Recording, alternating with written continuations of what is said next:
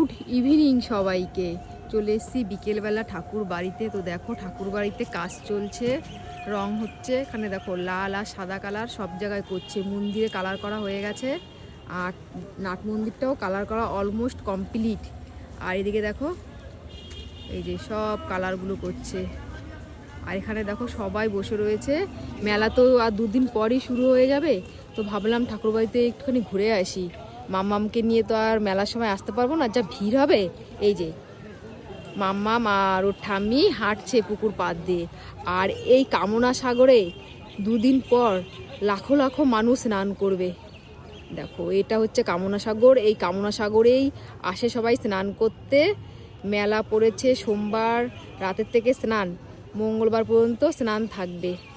প্রচুর ভিড় হবে, প্রচুর ভিড়। এই দেখো দেখতে পাচ্ছ এখানে ফাঁকা, এখানে এত লোক হবে, মানে কয়েক লাখ মানুষ হবে। তো চলো মাম্মামকে নিয়ে একটুখানি হাঁটা চলা করি।